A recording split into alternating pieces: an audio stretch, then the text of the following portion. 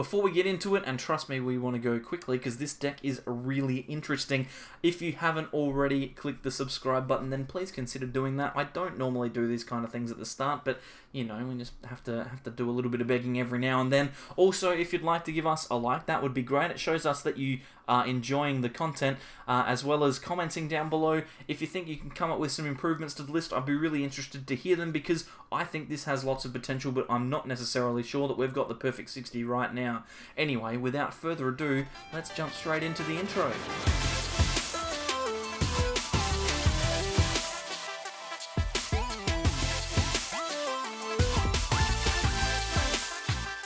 Welcome back, everyone, to more from the Sable Eyes. I'm Mitch, and today we're going to be taking a look at a deck that we haven't talked about before on the channel. It is Magmortar and Clefable, and if you haven't looked into some of the less common cards from Rebel Clash, some of the cards you might not have immediately thought to look at, you'll see that this set is a real treasure trove of interesting cards that are going to make a lot of lower tier decks work, and this one I think is the one that I've had the most fun with so far. We've put together a list for you. It is by no means complete, but we definitely thought that it was worth a look, so here it comes. This is the list.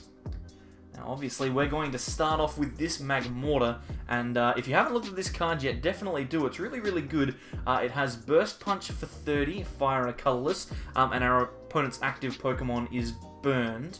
And we also have the second attack, which is Ground Burn for 2 Fire and a Colorless. Does 80 damage, plus each player discards the top card of each of their decks.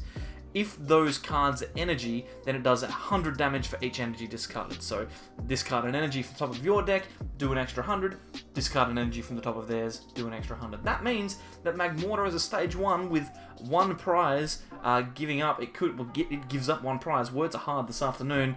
We could be doing 280 damage, which knocks out an ADP, which seems like a pretty strong attack to me. Now, how do we guarantee that we're going to get energy on top of each of our decks? Well, firstly, we have a Clefable from the new Rebel Clash set with the ability Prankish. When we play this Pokemon from our hand to evolve one of our Pokemon during our turn, we put an energy attached to the active Pokemon on top of our opponent's deck, so that means that we're guaranteed that extra 100 damage.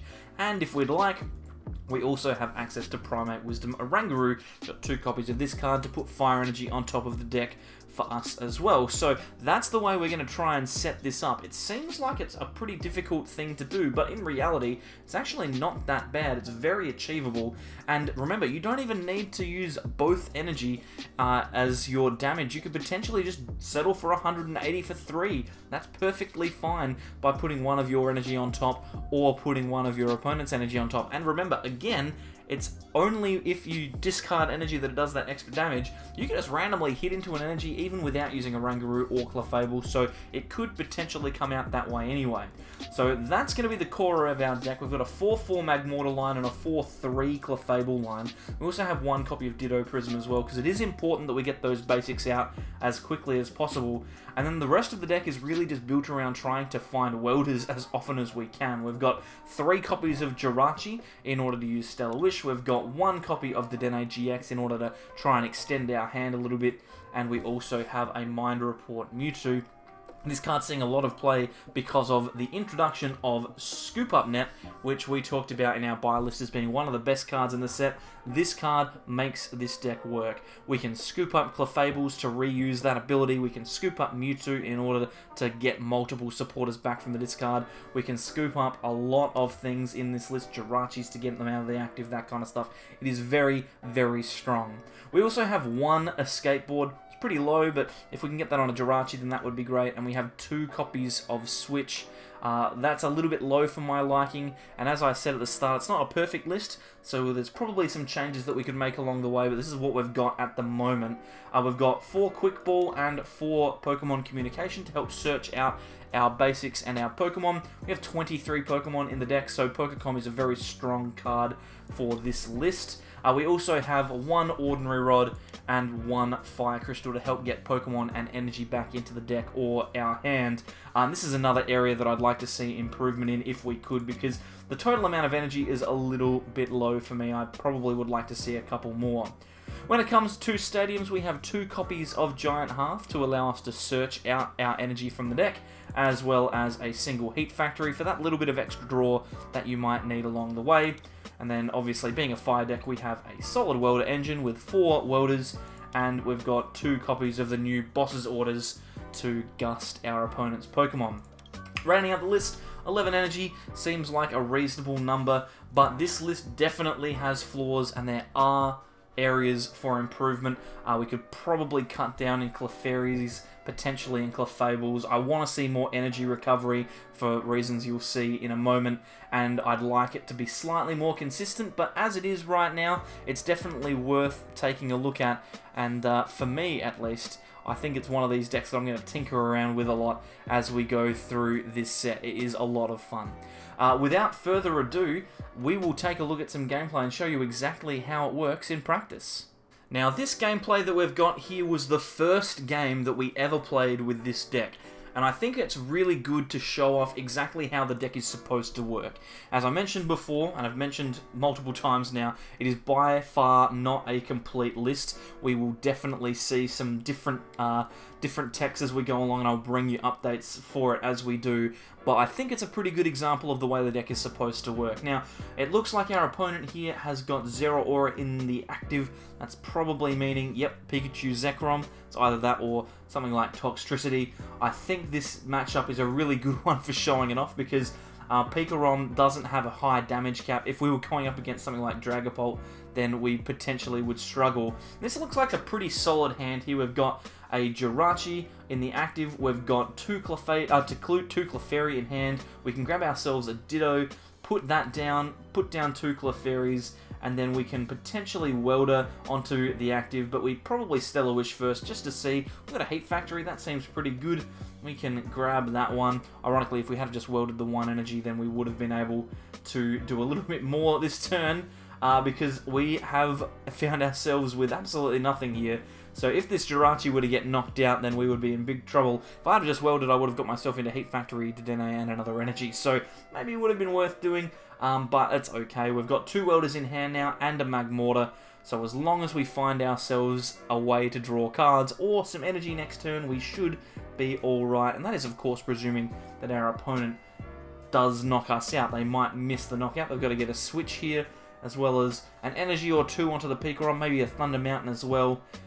But it's not impossible for Pikachu Zekrom going first to be able to get the turn 2 full blitz. In fact, I would say it's quite likely. So we've got a Quick Ball here and a Lightning Energy. We're likely to see an attachment there onto the Pikarom, and this Quick Ball will probably... Actually, no, going for the switch. I was about to say the Quick Ball will probably find Tapu Koko, but perhaps they're going instead for just the straight Dedenne here, getting rid of a tag switch here to find Raichu and Raichu. And that's a pretty strong attacker if they do manage to get themselves an extra energy. And they actually choose to not play the Chaotic Swirl there to get rid of the Heat Factory. That seems like a very odd choice, but obviously if they are going for that Thunder Mountain, they won't be able to utilize it. So they've kind of locked themselves into a position here where if they miss, they're leaving lots of resources for me in play. They could have potentially not played that switch straight away and tried instead to find something else. They've got an Escape Board here. Maybe they can just retreat into this Jirachi. Now they've got to find another switch as well as a Tapu Koko if it exists. This first turn could potentially have been played better by our opponent, and they've got a Big Charm here as well. So we'll see if we are able to get out of it, but at the moment it looks like we're going to be able to have a second turn. And we won't be punished for getting rid of that energy from our hand and not playing the Welder. Here we go, we've got ourselves an Ordinary Ron. That's not perfect. We probably want to find something else. That Fire Crystal could be good. We've got to scoop up that as well. Fire Crystal guarantees us at least an energy. We could potentially go again and risk it on the Heat Factory. That Fire Crystal will give us 1 energy. And this is why I was talking about wanting more energy retrieval in the deck. We've kind of given up the ghost of all of the energy in our discard pile now. And we are going to burn with Heat Factory. We managed to find 2 fire energy, so very lucky there. We've also got the switch in hand. And look at this, we've just gone from having a really awkward hand to having a really good one. We've got an Oranguru here. We can attach the energy onto our Magmar. We can play Escape Board or Scoop Up Net, we'll be able to get that Jirachi out of the active. Probably the Escape Board, you'd think. Since it's a one-of, that's more than reasonable. And we can potentially split this energy, or maybe just hold on to it as well, so that we can maybe use Welder next turn, because we only need to attack with our first attack this turn to knock out this Jirachi, because it'll do 30 times 2 is 60, and then our opponent is burned, so that will take a knockout with Burst Punch. We can just hold on to this fire energy here. We'll also Primate Wisdom, just to see what we get. A Pokecom is pretty good here to be able to find another Magmortar. Here's the Burst Punch. We'll just take the knockout and take ourselves a prize. Hopefully it's a good one here. 60 damage and then the burn, so that will be a knockout on the Jirachi. That's a good bit of business there from Magmortar. And we find a Quick Ball here, which means that we're potentially into Dedenne or maybe even another Magmortar when we eventually draw that Welder next turn. So we're in a good spot, but our opponent is obviously in a better one at the moment. They're going to be able to power up their second attacker. They've researched into a fresh hand of 7, so they've got pretty much all that they need now to start their kind of their dominant energy attachments. They'll full blitz here. They could potentially attach to the active, but there is a risk we could actually knock it out this turn. So they're going to the Rai on the bench. Ironically enough, that Big Charm on the Pikarom doesn't actually do anything for them. It's a bit awkward. We've got the Heat Factory here. We discard a Fire Energy, but we get a couple back. We can play this Clefable down, which seems pretty good. We've also got Giant Hearth. Maybe we could get rid of something with this. We've got a Fire Energy or 2 coming out of that, which means we'll have 3. So we're actually in a position now where we can get ourselves a Magmortar this turn. It's just a matter of how we're actually going to sequence this. So we'll get rid of the switch of all the cards in our deck. It's probably the least likely one to come up. And then we'll use Welder onto Ditto to get ourselves another attacker. Now that boss's orders could be very strong, but it will rely on one of our Magmortars not getting knocked out next turn. We'll play down this Clefable though, so we can guarantee the energy on top of our opponent's deck. Although the question is, do we go with the Pokecom to get rid of it? It's kind of an awkward one because I know that we're already running low on energy. So I think what we'll do is we'll just put some of that stuff back with Ordinary Roll. We'll put back Magmar and Magmortar as well as 2 Fire Energy from the deck. We'll chuck them back in there. That seems like perfectly a reasonable thing to do. And then I think what we're going to do is we're going to play this Clefable. We'll get rid of an energy. We will scoop up. And then we'll probably use the Clefable again, to be fair. And then put down a Clefairy maybe? This is an awkward situation where we're kind of using cards that we need to get this knockout to happen, right? But then we also need other cards back in our hand again. So we're going to actually have to use this Clefable twice here, just so we can get ourselves a Clefairy that we can Pokecom away. We can use this Pokecom to get ourselves a Magmortar, which we can put onto that Ditto Prism. We're now in a position where we can potentially ground burn. We've got Quick Ball still, so we can get ourselves the Dedenne if we'd like.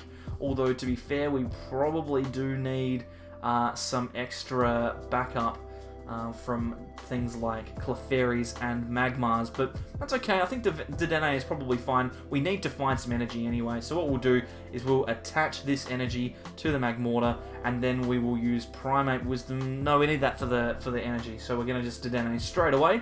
We find 2 energy, which is very strong. We can Oranguru and put one of those energies on top.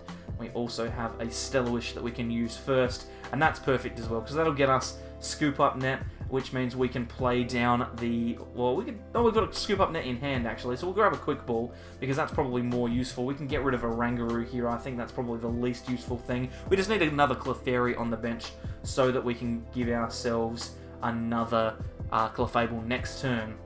Although we do need Magmortar as well, actually. So let's go with Magmar. Oh, it's very confusing times over here. I'm very flustered. I've just gotten home from work. I'm sorry. We'll put an energy back on top of the deck and then retreat into this Magmortar. And we will be able to scoop up net this Clefable, put the Clefairy down. Now we've got everything in order.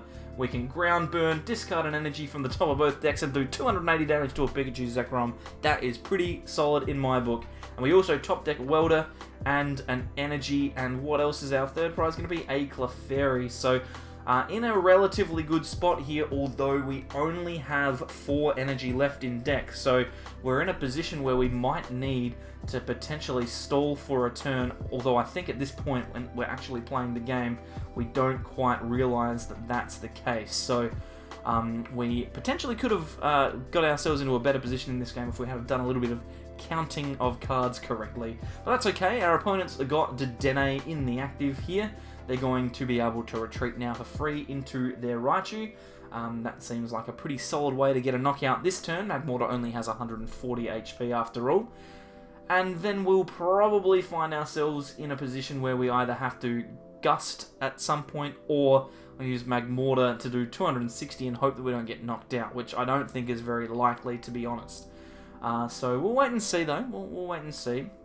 It all depends on what our opponent goes for here. If they do go for the GX attack, then they could potentially put themselves onto the bench anyway.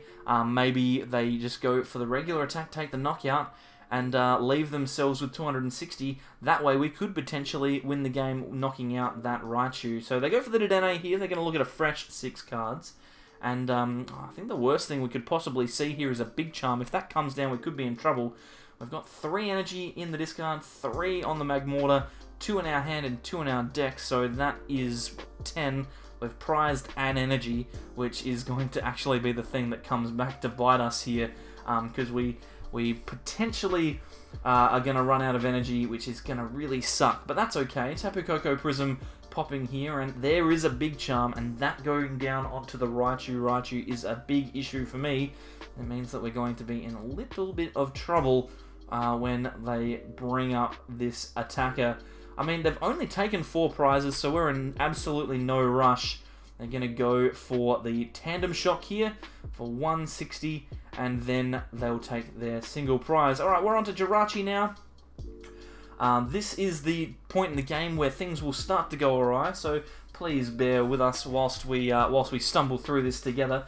We are in a situation now where I don't think there are any more energy left in deck. So what we're going to do is we're going to Giant Hearth at some point this turn and find that there are only two energy left, which is going to mean that it's impossible for us to do what I'm originally planning to do here, which is to do 280 to this Raichu and then gust it up next turn when it inevitably goes back to the bench and use the Magmar for 10 damage to win the game. So if I had one more energy, we actually would have been on the right track here. We're going for the Welder here. We'll draw 3 cards off of that Welder.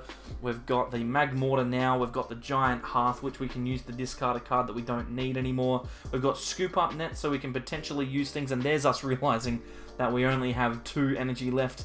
I think 1 was prized. If all were in deck, then it had all worked, but I did my counts based on the fact that they were all going to be in deck, but unfortunately they weren't. It's okay, we've got Magmortar here. We've kind of committed ourselves a little bit to attaching all of these energies, so we may as well go for it. We will Clefable to remove an energy from this Raichu. We'll put that on top of the deck, and then we can use Primate Wisdom or Stellar Wish. I think we'll go with Stellar Wish first. We can grab ourselves a Boss's Orders here, which is very, very strong. If we were intelligent, we could probably use this next turn to win the game, but what we're going to do is we're going to Primate Wisdom this Fire Energy to the top of the deck, and then we will probably retreat into Magmortar, but our opponent concedes the game anyway. You can see, like, it's very powerful. You kind of had a little bit of an issue at the end there, though, with some sequencing. Probably could have done a little bit better. It's a little bit of a look behind the curtain there at some of the poor decision-making that I was going through at the end of that game, but ultimately, we had the Boss's Orders in hand. If I hadn't have been so focused on trying to do 280 to a Pokemon that would have survived, then I would have been able to potentially take a knockout on something on the bench with Boss's Orders next turn. Even then, my opponent had 4 prizes to take. There was absolutely no chance of him doing that, so we would have been in a relatively strong position. I think that this deck has a lot of potential. I'm not sure that it's going to be Tier 1. I don't know if it's going to be Tier 2, but it's definitely going to be a deck that we're going to look at multiple times during Rebel Clash, because I think there's just something about it. Being able to do 280 damage with a Stage 1 is very, very powerful. Hopefully you have enjoyed the video and you want to see more of this kind of content. If you do, then consider subscribing. Click the button that's just about here to do that. over on this side of the screen, there is a couple of videos that YouTube thinks you'll like, as well as a playlist down the bottom for you to investigate for Rebel Clash on PTCGO. Follow us on Facebook and Twitter at @thesableize_YT. And apart from that, we'll see you all next time for more from the Sable Eyes. Bye.